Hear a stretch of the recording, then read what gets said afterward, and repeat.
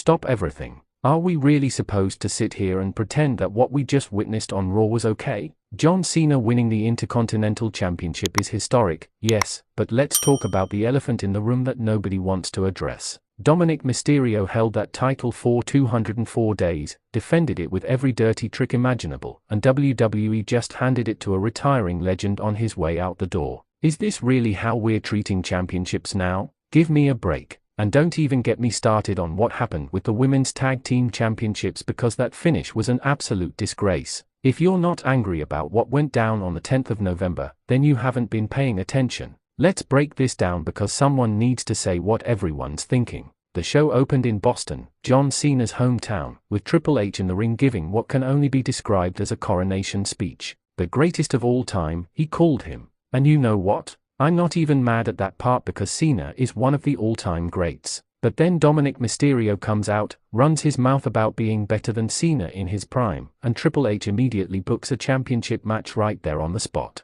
No build, no contract signing, no week of anticipation. Just defend your title right now, kid. First question for the comment section: was it fair for Triple H to force Dominik into an impromptu title defense, or was this a setup from the beginning? Drop your honest opinion below. Now here's where things get interesting. The match itself was exactly what you'd expect from Dominik Mysterio at this point. Cheating, shortcuts, every underhand tactic in the book. The kid grabbed the chair from ringside, and while the referee was distracted with an exposed turnbuckle, Dominik tried to pull the oldest trick in Eddie Guerrero's playbook. He slammed the chair on the mat and laid down, trying to make it look like Cena hit him with it. But here's the thing, Cena's been around the block a few times. He saw it coming and went down too. The referee stood there confused, looking at both men on the mat, probably questioning his entire career choice. And you want to know what really grinds my gears? This was classic Dominik Mysterio. This is exactly how he's defended that title for over 200 days. But suddenly, when it matters most, when he's facing a legend in his retirement tour, none of those tricks work. Convenient, isn't it?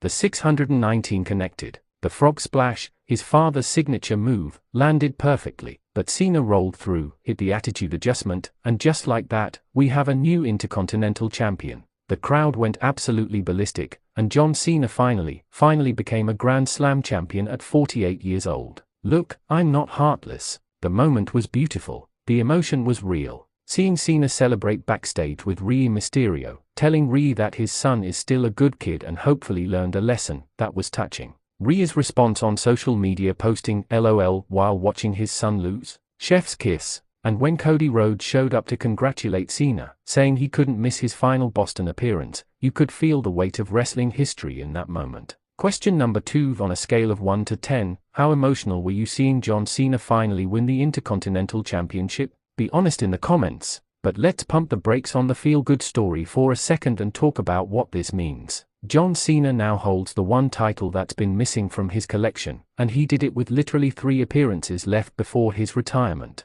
We all know where this is going. The last time is now tournament is happening, and rumors are screaming that Cena's final opponent will be Gunther. You know, the longest reigning Intercontinental Champion in modern WWE history, the guy who made that title feel like the most important championship in the entire company. So here's the setup: Cena wins the IC title from Dominik, holds it for a month, and then drops it to Gunther at Saturday night's main event on the 13th of December. It's poetic, sure. It's full circle storytelling. But doesn't it feel just a little bit manufactured? Like we're watching a script play out rather than genuine competition? And what does this do to Dominik? The kid just lost in 15 minutes after holding that title through some of the craftiest defenses we've seen. Now he's what? Back to being Rey's disappointing son with no credibility. But okay, let's move on because that wasn't even the only controversial moment of the night. The Women's Tag Team Championship match was an absolute train wreck, and I mean that in the worst possible way. Charlotte Flair and Alexa Bliss walked in as champions, ready to defend against the Kabuki Warriors, Asuka and Kairi Sane.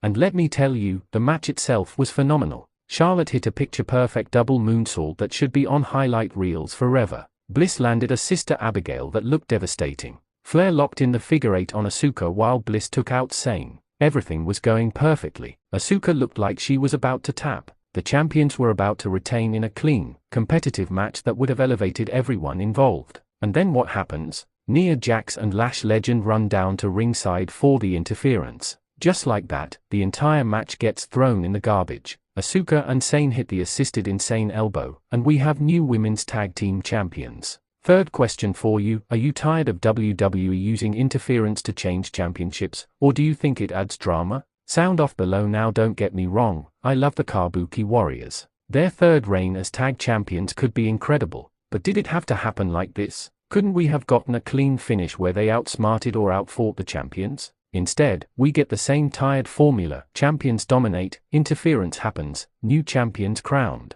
It's lazy booking, and it makes everyone look worse. Flair and Bliss look weak because they couldn't overcome the interference. The Kabuki Warriors' victory feels tainted because they needed help. And Nia Jax and Lash Legend? They are just doing the same thing every heel stable has done for the past 30 years. But the controversy didn't stop there. The last time is now tournament continued with 2 first-round matches that were supposed to help determine John Cena's final opponent. Rusev went up against Damian Priest in what was, let's be honest, a pretty forgettable match. Priest was selling an eye injury from Zelina Vega gouging him on SmackDown, and Rusev took full advantage. He kept attacking the injured eye, hit the Macca kick, and advanced in the tournament. After the match, Rusev looked dead into the camera and said, "I can see you," sending a message to Cena. Here's my issue with this match: it had no chemistry. These two guys were out there going through the motions, and coming right after the historic Cena title win, they didn't stand a chance of keeping the crowd invested. The layout was boring, the execution was sloppy, and it felt like filler content rather than an important tournament match.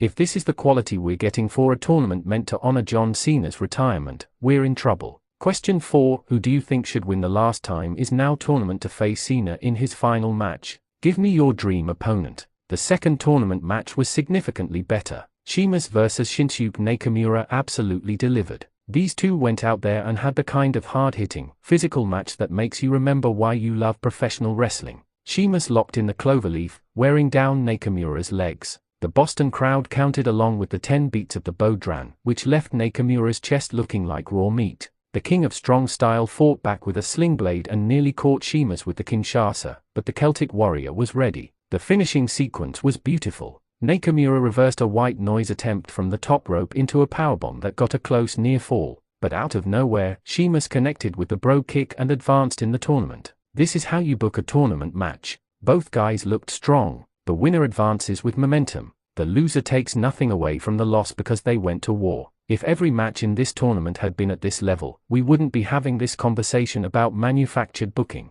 Now let's talk about the backstage segments because there were some interesting developments. Centimeter Punk, Cody Rhodes, and Jey Uso were dealing with the Vision and Logan Paul situation. Last week, Logan Paul seemingly aligned himself with the Vision to take out World Heavyweight Champion Centimeter Punk, hitting him with brass knuckles. This week, we got the payoff. Adam Pearce, the Raw general manager, called over William Regal, and Regal did what Regal does best. He screamed WarGames at the top of his lungs, and everyone lost their minds. WarGames 4 Survivor Series. Centimeter Punk, Cody Rhodes, and Jey Uso on one team. The Vision and Logan Paul on the other. And you know what? This is the kind of booking that works. This feels organic. This feels like it's been building naturally. Unlike the Cena situation, which feels completely manufactured for his retirement tour, the WarGames announcement feels earned. These storylines have been developing for weeks, and now we're getting the payoff in one of WWE's most brutal match types. There was also a Women's World Championship match between champion Stephanie Baker and challenger Raquel Rodriguez. The match was solid, nothing spectacular, but it told a good story. Baker retained her title, which is fine,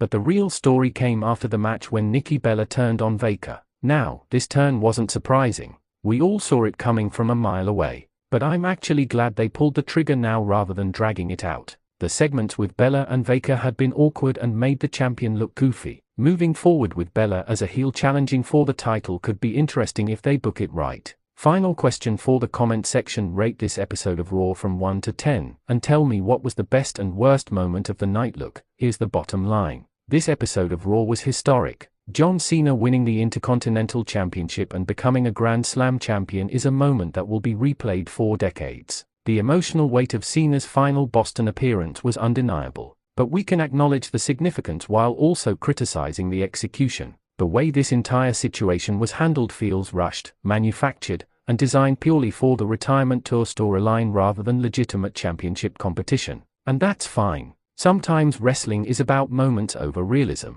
Sometimes we need to suspend our disbelief and just enjoy the ride. But as fans, we also have the right to question the booking decisions that make championships feel secondary to storylines. Dominik Mysterio spent 204 days building credibility as Intercontinental Champion, and it was erased in 15 minutes. Charlotte Flair and Alexa Bliss lost their tag titles because of lazy interference booking. The last time is now tournament has been inconsistent in quality. The WarGames announcement was fantastic. The Sheamus vs Nakamura match was excellent. The Cena moment was emotional and historic. But the entire episode felt uneven, like WWE was trying to do too much and not everything landed the way it should have. When you're building toward a legend's retirement and one of the biggest pay-per-views of the year, every segment needs to hit. Every match needs to matter. And on the 10th of November, some things worked beautifully while others fell completely flat. So here's what I need from you right now. If you agree with anything I've said, hit that like button and let me know I'm not crazy. If you think I'm completely wrong and that this was the greatest episode of Raw in years, tell me why in the comments because I genuinely want to hear different perspectives. Share this video with everyone in your wrestling group chats because these conversations matter. We're living through history right now with John Cena's retirement tour, and years from now, we're going to look back on these moments and debate whether WWE did it justice. The Intercontinental Championship has a new home around John Cena's waist, but for how long? 3 appearances left, 1 tournament to determine his final opponent, and the 13th of December at Saturday night's main event, it all comes to an end. Whether you loved tonight's show or hated it, whether you think Cena deserved this moment or think it was handed to him, one thing is certain, we're watching the closing chapter of one of the greatest careers in WWE history. And that, regardless of the booking decisions, is something worth celebrating. Until next week, this is Wrestling Zone 1, and I'll see you when Raw returns from Madison Square Garden where Becky Lynch and Maxine Dupri are going to settle their issues. Something tells me that match is going to be absolutely brutal. Stay tuned.